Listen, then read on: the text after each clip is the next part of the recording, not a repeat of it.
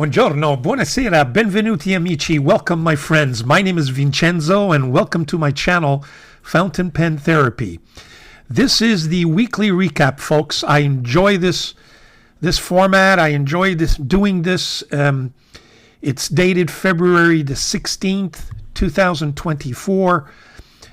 For those of you who are joining me for the first time, what I do on this particular weekly recap is that I try to recap some of my own personal writing experiences with fountain pens, try to review a little bit of what's out there in terms of opinions, trends, try to look at some personal adventures that I'm going to be embarking on, show you some pens, show you some papers, show you some inks. In short, it's fountain pen therapy, folks, for all of you. And I've got a really exciting show today, and I hope you'll enjoy it. I'm going to be sharing some personal facts, and that's why I'm a little bit excited. And hopefully that passion will come through and you will enjoy it. And at the same time, not only will it be informative, but hopefully also entertaining. So without any further ado, we'll go through what I usually start with, which is my fountain pens for the week, if you will. And we'll go to my overhead camera and we will see my pen case. And let's see what I had in here for this week. Again, it's been a week where I've had to use my pens quite a bit because of note-taking. As an attorney, I was in court several times this week conducting out-of-court examinations. And note-taking was at a premium. So I got all these beautiful pen, folks. I have my three usual suspects here, my Montblanc ballpoint, pencil, and 149. These are here all the time because these things never let you down. If any of these don't work, you can always count on your Montblancs. I've got the pencil and I've got the ball pen for my signatures. My red pen of choice, because I always carry at least one red pen, is this N23 from Dieman. Just a beautiful pen. It's got an auto ink in there that smells like roses. So one of the comments was I was in a boardroom this week and somebody was sitting next to me and said, "I smell roses. Is that?" And then I had to explain to her why the smell was coming out of this ink. In any event, I have my... this pen is just performing so well. This is the Wing Sung 630. I think I'm going to order a couple more. That nib is really nice. It's it's got that number 8 size nib. I'm really considering getting the gold nib because let me tell you, I'm really getting to use it. I also have my Admach M800 that I will be reviewing. If the review is not up yet, it will be soon, so here it is. I used that all week. This was reviewed this week. This is the Gioia Bella Vista. Beautiful pen, just a beautiful pen. Comes from Naples, where I was born. And let me tell you, well, actually, I was born in Sorrento, but it's just a few kilometers away from the city of Naples. It's on the Amalfi Coast. In any event, this pen, Gioia Bella Vista Twilight, didn't let me down this week, I can tell you. I reviewed this pen as well. I got quite a bit of views on this thing. This is the Majon P138, and I know I wasn't too positive on it.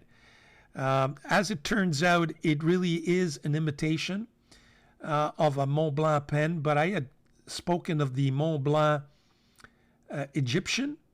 That is the Hemingway Jones's favorite pen, from what I can gather. And I made some comments with that in that regard last week, or in my review. But you know what, folks? This is not really meant to be an imitation of the Egyptian. Somebody corrected me, and I think they're absolutely right. It's the Marcel Proust pen that this thing is imitating, and I'm going to put it up on the screen so you could see the resemblance between this pen, and I'll put it sideways because the picture should probably be on the side here. You could see it's very, very, very similar to the Marcel Proust. But you know what? It didn't let me down. It wrote very, very well. This fine nib was just very sharp and very performing. Writing experience is absolutely really, really good. So I'm starting to review and or revise my thoughts about this pen. I think I'm going to enjoy it just a look. So there you have it. Well, I also have my Jinao 9019, but this time with that heartbeat nib, if you will. Didn't let me down. Also a real gem of a pen. I did take out my Easterbrook ST oversize. Doesn't let me down at all with a 1.1 stub. Used this a hell of a lot this week as well, along with my Wing Sung, what is this, 699, which is the pen I've been using these days just to see if I make up my mind or not and pull the trigger on the real thing, which is the Custom Pilot or Pilot Custom A23. And you know what? I've got a surprise for you in that regard. So that was my Wing Sung 699. Then finally, what I consider to be my pen of the week this week. This thing is just a workhorse. It's a London pen company, Christopher 14. Just a beautiful, beautiful primary manipulation 4, I believe. Excellent girth on this pen, really comfortable. Just a gorgeous, gorgeous writing instrument. I did change the nib on that. I think it had a Bach nib that I was getting fed up with, and right from the get-go, I put a stipula stub in there. A stipula, which is probably a .09 stub that I've spoken to you about and that I rave about. Excellent, excellent nib. And you know what? It is the pen of the week for me. It's the one that gave me the most performance, and I think I ended up inking it at least twice, if not more, this week. So there you have that pen of the week. We'll get that out of the way and take a look at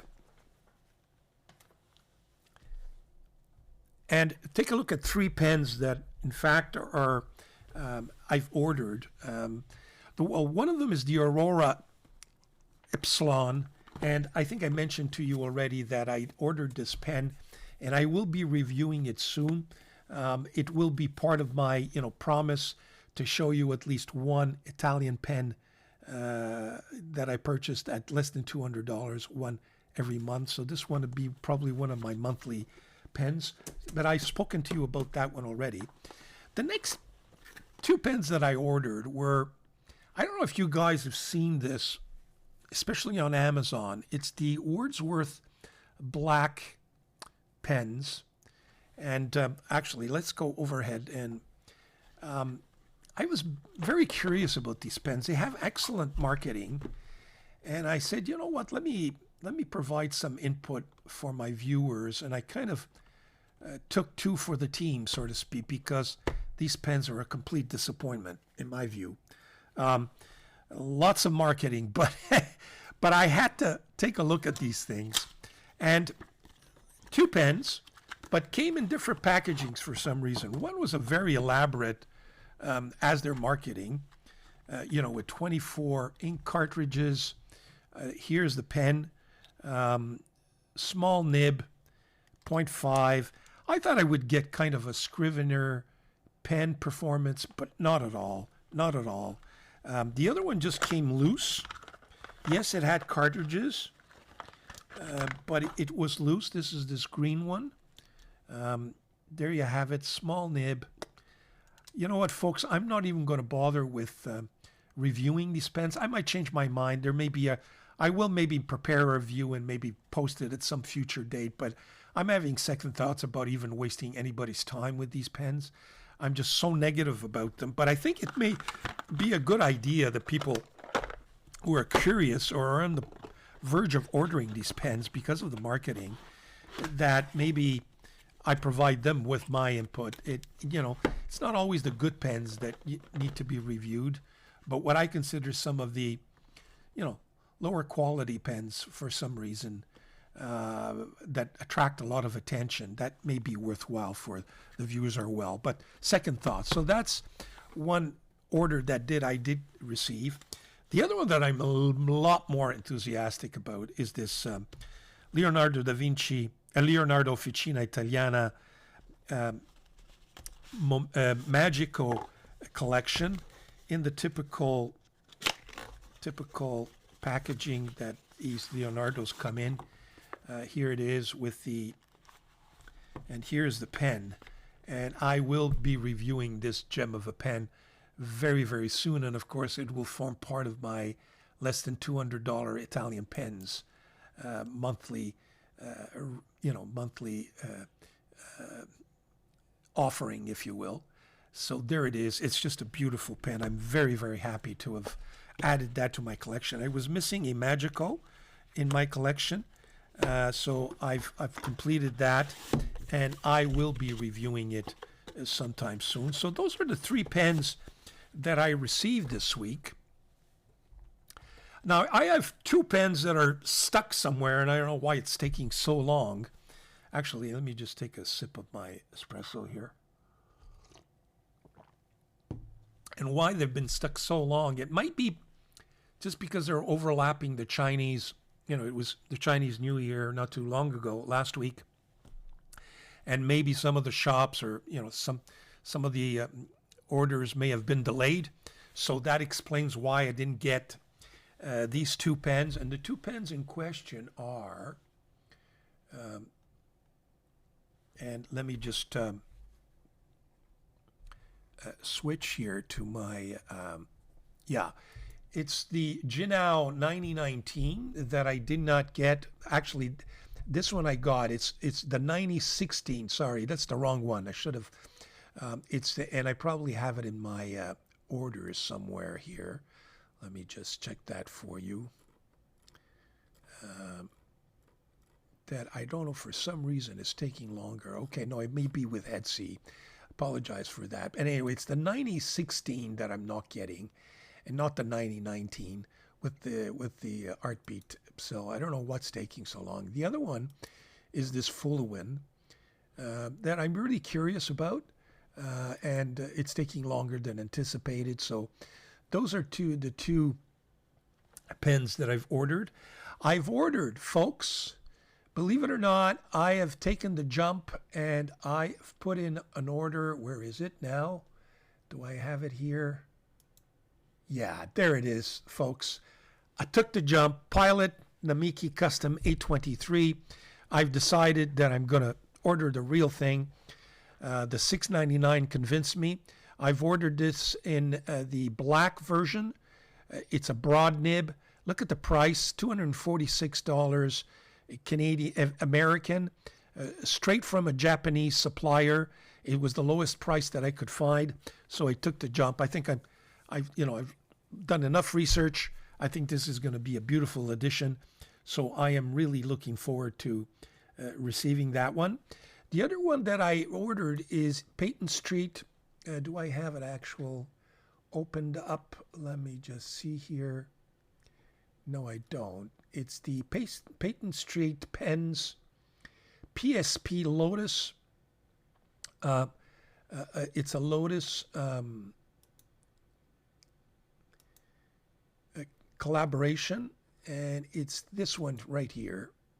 The PSP Lotus Pens Agni Fountain Pen. It's the Citrus Splash. Again, it's in that Alumnolite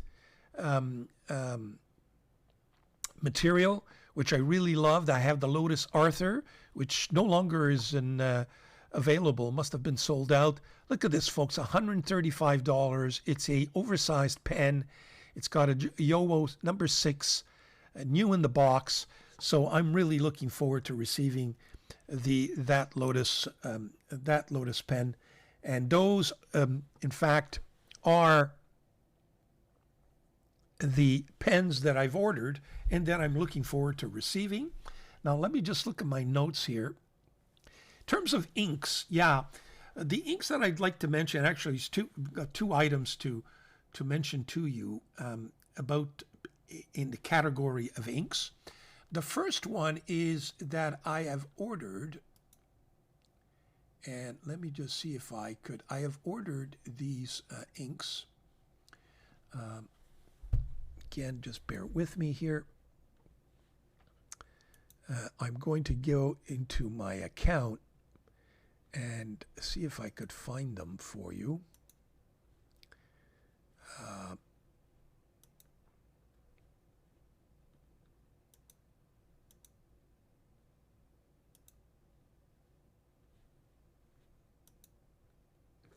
Yeah, I guess, when you want to find them, you never find them. For some reason, I don't know why. I had them for you, and now I cannot find them. But there are these new inks that I'll be right back. I'm going to find it for you. I apologize. Be right back and not make you waste your time. 1 second. That's the beauty, by the way, of not doing this live. Be right back. Okay, so I'm back, and here they are. They're 4 inks. I couldn't get the name. I just forgotten. Endless Alchemy, really sharp with this funny-looking bottle. It's got kind of a bottom that lays on there. Very nice. I've ordered all 4, so stay tuned for that. I'll probably put out as soon as I get them.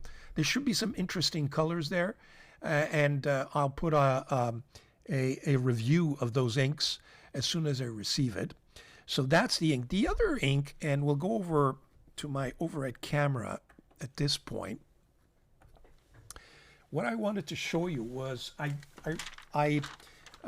did swatches of the first 4 inks in that Van Dieman's 2023 year collection. So I did January, February, March, and April, and here they are. As you can see, they're all kind of blue-green shades. Other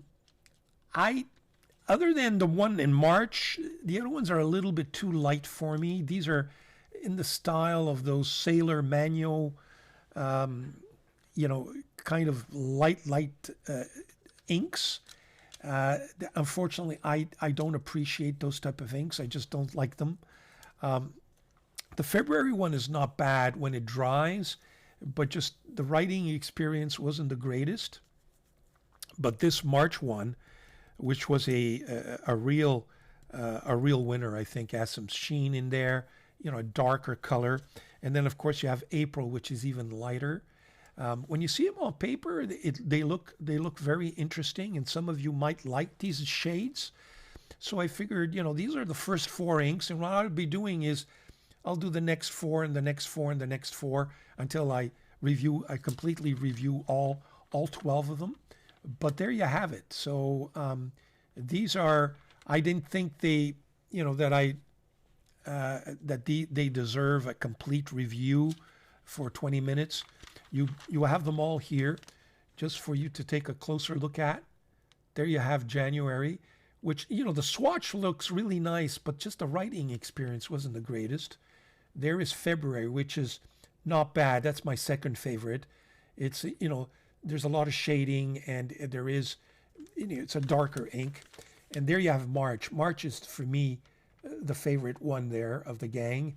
And then you have April, which is my least favorite. It's just too light for me. I just don't, I can't appreciate those type of inks, unfortunately. There you have it. So figured I'd share that with you. That's in terms of inks. You have what's coming up and what I just reviewed. Now, let me just go back here. Next subject. And this kind of fits, my opinion trend or just where I'm at. And I wanted to share with you one of a new adventure that I've embarked on. I guess when you're kind of on your highs, and then you're all over the place. So this is not one of my lows. This is one of my highs. Here's what I've realized is that maybe we could go back to actually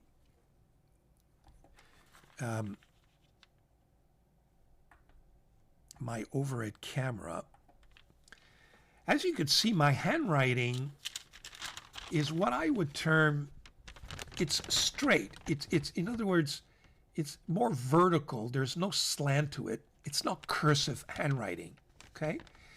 And I've been watching Hemingway Jones but especially Shaq MD, that eloquent Spencerian type cursive writing that he really has a knack for it.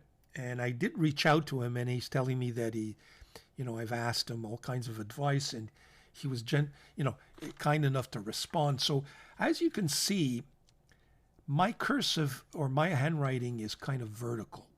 And I decided that I would start looking at changing my handwriting. So I examined my handwriting, and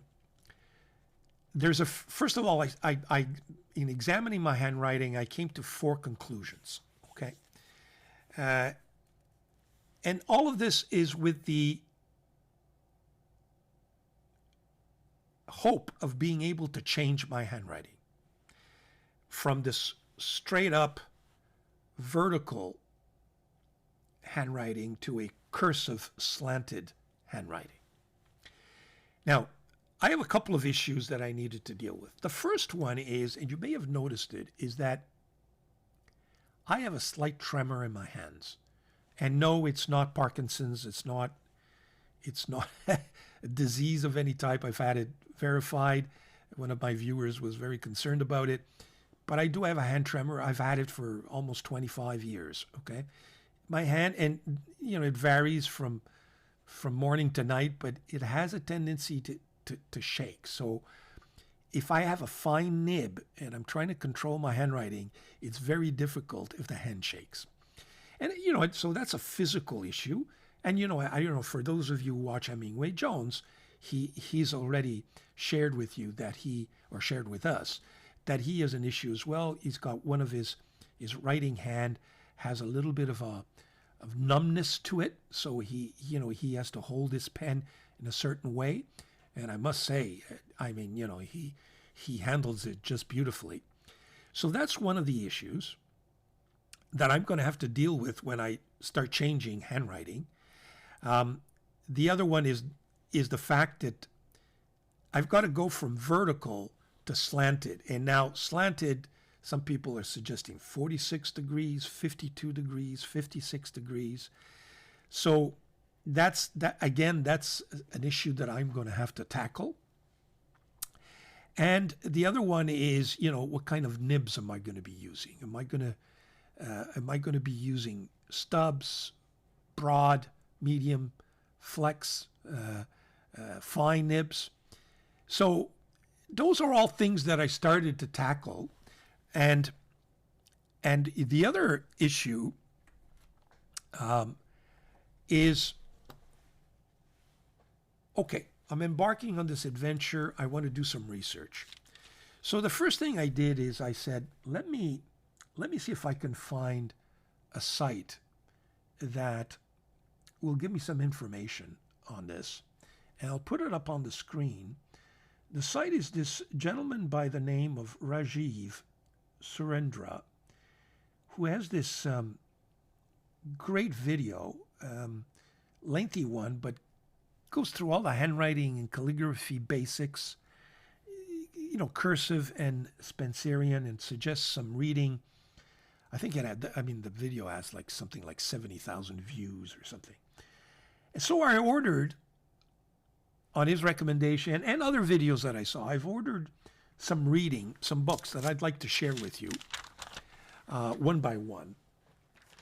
That kind of provide I think they're going to provide some basis for me to start from, and I'm reading all this stuff, and when I finish reading, then we'll get to.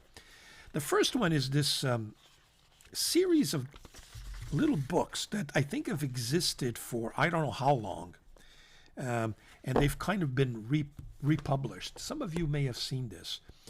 This is the System of Practical Penmanship in 9 Lessons.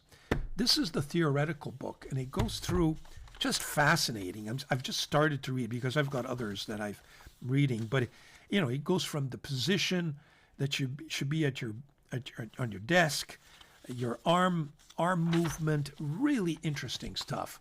So that's the theory book, if you will, and it comes with these 6 exercise books going from 1 to 6.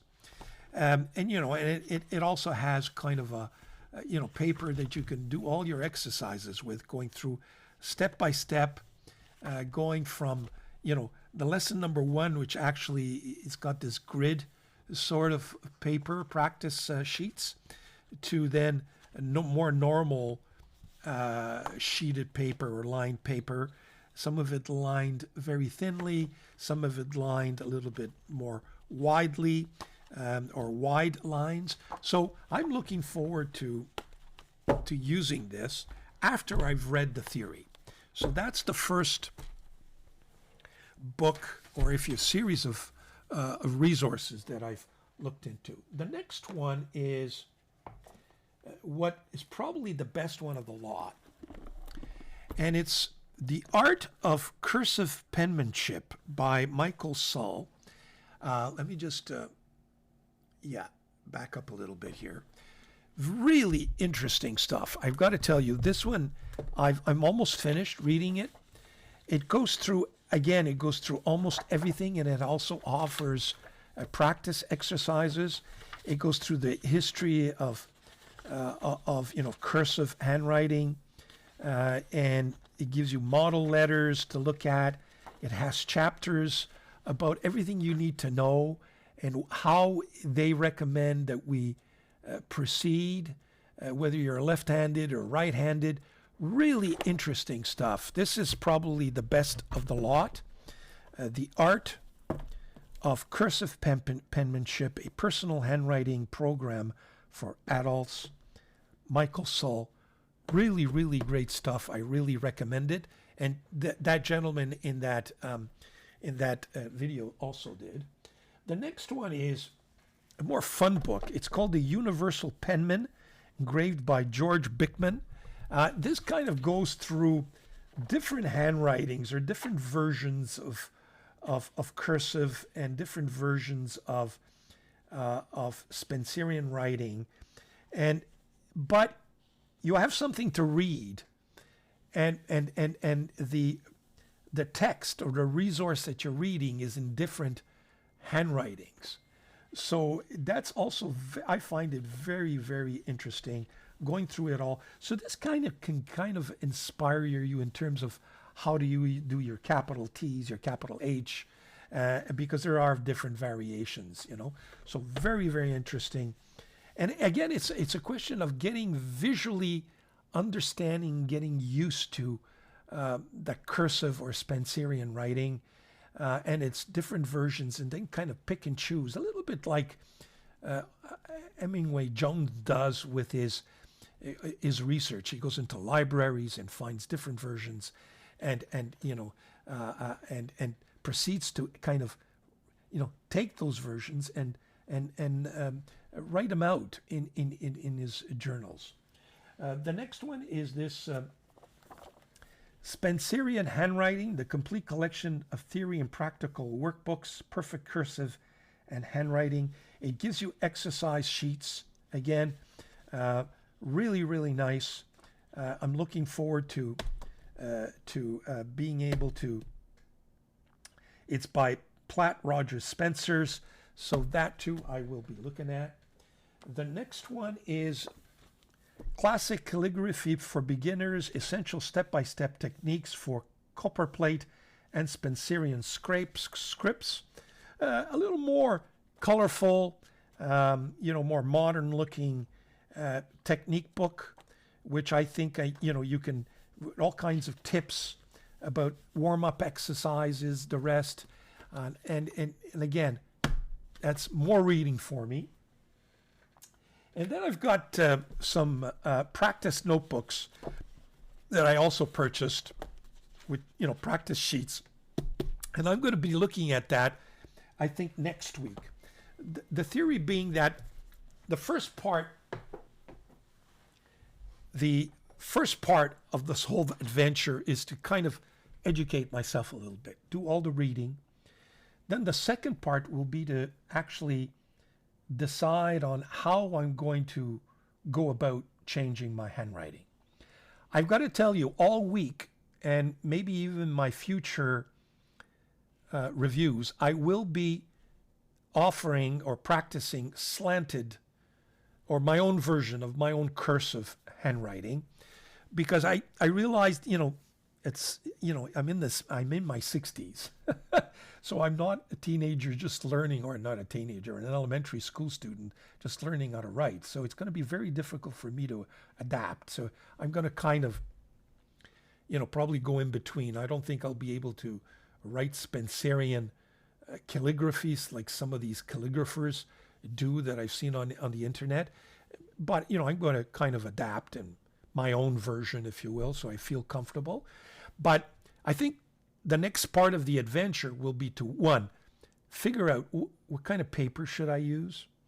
Two, I've noticed these practice sheets have anything from just simply lined notebook to grids, to French grids, to practice sheet that actually have the slanted lines, the template, so you can get used to the slant. I'm going to have to adapt. What kind of a slant do I want? Do I really want to go lower down, or do I stick to 52 degrees, which appears to be the recommended slant? The other thing that I noticed is that, am I going to be using medium nibs, stub nibs, broad nibs, fine? In a lot of the literature, they seem to suggest that the best size nib is a fine, because you can really work on your lines, if you will. And you'll see that in a lot of the videos and a lot of the resources, they're using a fine nib. But I find that using my stub gives me more physical control. So again, that's another thing, part of my adventure. I'm going to have to figure out, what paper do I use? What some of the paper is so slippery, like the Clairefontaine 90 GSM. I find that with some of the broad nibs, it's just so slippery that it the ink kind of slips on it, on the paper. So there again, and a lot of the practice sheets and the practice notebooks are from Clairefontaine. So I've ordered a bunch of notebooks, a bunch of paper. I've got to experiment. I'm going to use different nibs, different models, until I kind of get the gist of it. And so that's my adventure, folks. It's something that I'm really looking forward to. But I'm committed, and like I said, when I'm committed to something, I'm going to do it. Will I eventually write like these calligraphers? I don't think so. But I think I'm going to start writing cursive, slanted cursive, and just keep it that way, if you will. So that's it for my new adventure, if you will. So that I wanted to share that with you, and stay tuned. Next week, I'll tell you where I'm at in terms of the progress I've been making. Next thing, we're talking about opinions and trends. Well, you'll remember that last week, for those of you who joined me, I talked about what I perceived to be a trend on the internet. And that trend was the fact that I saw, I ordered 3 pens. I ordered the Ongdian 824. I ordered the Jinao Year of the Dragon. And I ordered the Manjon P138. All 3 pens came with 2 nibs. And I saw that as a trend. There was a lemon nib, and there was, with the Jinao, it came with a Jinao heartbeat nib. With the Ongdian, it came with an Ongdian nib. And with the Manjon, it came also with a Manjon nib. And I was wondering whether or not that's the new trend, that we get to, to have 2 nibs. Was it because they wanted me to test both nibs? I doubt it. It's AliExpress. They have not reached out. Or was it that I, just inadvertently paid for 2 nibs when I ordered?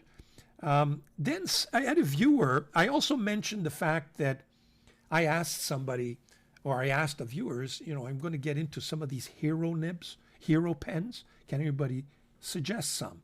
And I have this very knowledgeable, and I just want to share that with you. I asked her, a very knowledgeable viewer that writes to me in comments. I mean, this individual is an encyclopedia in my view. I've reached out to her and asked for permission to share her comments. And she, very, very generously said yes. So here's what she said. With regard to the two nibs, I don't believe it's a trend. Rather, it's a unique characteristic of Lemon. Lemon is a small Chinese pen store brand that produces its own nibs. When you buy one of their pens, an employee removes the original Mahjong or Jinao nib, places it in the package, and replaces it on the pen with their own Lemon nib.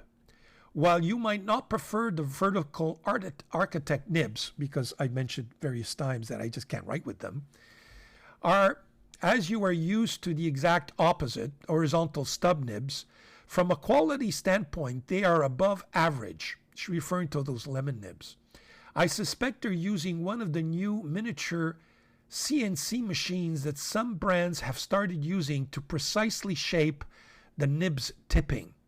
Their quality control is second to none. They are perfect every time and absolutely identical. However, they start with a stiff nib to prevent movement during shaping. In contrast, other manufacturers, when using these machines, place the more flexible nibs in a jig that holds them firmly in place. So, I mean, that's a wealth of information, and I thought you could probably see that in my comments when I'm reviewing. It's in my last week's weekly recap. With regard to the Hero pens, here's the comment she had. Hero, China's largest pen conglomerate, manages a diverse range of factories under its brand. These factories exhibit varying quality levels and historical significance. Golden Star 565, now the Hero 565. This model, reminiscent to the Shaper PFM, has been around for decades and is available at an affordable price of $2. Hero 616, a classic design akin to the Parker 51, also part of Hero's legacy collection, priced at $5. Hero 100, a true contender to the iconic Parker 51. In fact, many enthusiasts deem it superior to the Parker. Its legendary status in China further solidifies its reputation. First, the Wing Sung Hero top-of-the-range factories produce models like the 600 series, known for their quality and performance. Second-tier Wing Sung, this factory caters to more ordinary needs, offering models like the 9000 series, specifically designed for students. Unbeknownst to you, you've already reviewed several of their pens. See Frank Underwater's defunct blog for more info about all of these Hero pens. So, the subscribers is at Thorhilda, and I don't know her full name, or at least I haven't been able to figure it out. But thank you very much again for sharing that. I think it's a wealth of information, and I thought I'd share that with you. There you have it. See, these viewers are really knowledgeable, and I'm not a technical guy. I'm just passionate about, getting my fountain pen therapy, and she always provides excellent. She corrects me, she advises me, she gives me information. Just a knowledgeable person. So I thought I'd shout out to that individual.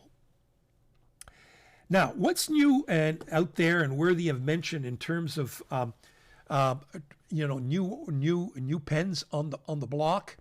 Well, I think we've all realized that Lamy is the pen of the week that's just come out. They've got these two Lamy special editions. You've got this one, and the other one is more of a pinkish bottom section. I personally don't like these Lamy pens. I really don't. The colors, I mean, I love the barrel, the top parts. It's the sections that I don't like. It's too bad because they also come with kind of inks that match the coloring. But these Lamy limited 2024 editions are on almost every retail site. They're the pen that's made news this week. The other thing I wanted to ask you folks, and maybe some of you will be able to shed some light. I've been wondering whether or not these LeBoeuf offerings, the LeBoeuf pen, there are all these in the name of dedicated to American presidents. This is the latest one, which is John Adams. There's the John F. Kennedy pen, the Roosevelt pen. I've been very tempted to order these pens, and I was wondering whether or not any of you have them. They're going for about $180 US. They really look tempting. I'm wondering kind of a nib that has, I don't believe the nibs are mentioned. I don't know if they have their own nibs or if they're Bock nibs or they're German-made nibs. So it's either Bock or Yowo, I would imagine. Or maybe they're specifically made for LeBoeuf. But please, if any of you know whether these pens are worthwhile and whether they're worth the price, please let me know. Leave some comments so I can decide whether or not, here again, I pull the trigger because they're really tempting. So that was the other interesting tidbit that I wanted to share with you. The next one is if you take a look at this week's Inquiring Minds review of the Confucius pen that he reviews, along with a pen case from this company called Langshivi or Langshivi. And I didn't like the Confucius pen, but I really did like the pen case. It's a 3-zippered pen case. Specifically, Douglas Rathburn reviewed, I believe, this version. Really nice stuff. The leather is nice. It's actually really nice leather. Apparently, the quality is excellent for $29. So take a look at his video. You might be, if you're looking for a 3-pen case in various colors, this is one that I would really recommend. I think I'm going to be ordering it. It's really, in fact, I'm going to order it right after I've reviewed this or finished this review. And when I get it, I'll take a look at it and maybe provide you with my own thoughts. But I thought that I'd share that with you. Okay, what do we have next on the block, so to speak? Well, reviews that I recommend. Shaq MD has one, and I'll put it up on the screen. Shares with you a scam that he was involved in. I think we should all take a look at this video to make sure we don't get similar scams. He as you've seen, he orders on several occasions some very, very expensive pens, and he got scammed with one, and unfortunately it all ended very nicely and he got his money back, etc., and he'll explain to you his adventure. But I think I'd like to thank Shaq MD for sharing that with us. I think we collectors in the fountain pen community, when we have something important to share with our community, it's important that we let the world know, especially when these scam artists are out there to scam us. What I've noticed, the scam I've noticed, is you have actual sites out there. I remember running into a site imitating Atlas stationers, and they were selling all these pens at really, really inexpensive prices. And when it's too good to be true, beware. Well, that's exactly it. And I figured out it was scam websites that go on. They scam you for a while, then they disappear. You should look out for that. I think Shaq MD says it best. When the price is too good to be true, just ask yourself some questions. So there you have it, and I thought I'd share that with you as well. Then I have Mickey L. did a review on one of the Canwright Heritage fountain pens. And he did a review on a pen that looks very similar to one that I have, and that I thought I share with you. It's not this one. It's and that I've reviewed actually. And he has some views on that Can-Write pens, similar to mine.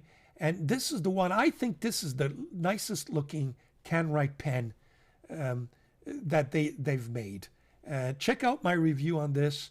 Check out Mickey L's review as well.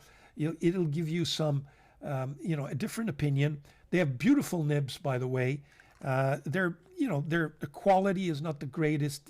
There are always little things that are not perfect. But I just thought that this pen, bought it on I think it's on eBay, is their nicest looking version of that heritage. There you have it. The next thing that I would like to share with you is Hemingway Jones put out a video on famous authors and their fountain pens. I thought that was really original. Take a look at it. Very original, well said, well done, well researched, as usual.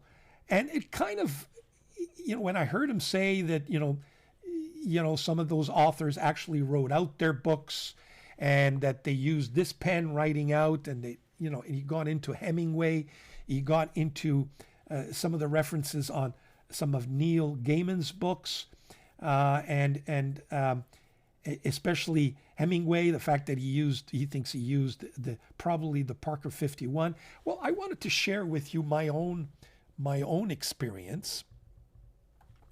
And that's the experience of me writing my own book. I've written a book, hasn't been published yet. It's actually a novel. And it all started on the beach of one of the beaches in Sarasota, Florida. As usual, I started with research, how to write a book, how to plan your book, how to build your personalities, your characters, how to build your plot. And after I did all that, I started writing my book. And I did so with a fountain pen on the beach. And the book, essentially, first of all, I planned it all out. And then I started writing, okay? This is the planner. And look at this. I mean, I filled this notebook with, actually, this one, I ran out of ink, so I had to use a pencil. So that's all my novel. My novel is all in there. And trust me, I sat down under an umbrella on the beach. I started and I finished. It was just went on. I got inspired. Then after I finished this notebook, I went out and bought another one because I was on vacation, and I proceeded to fill this one out.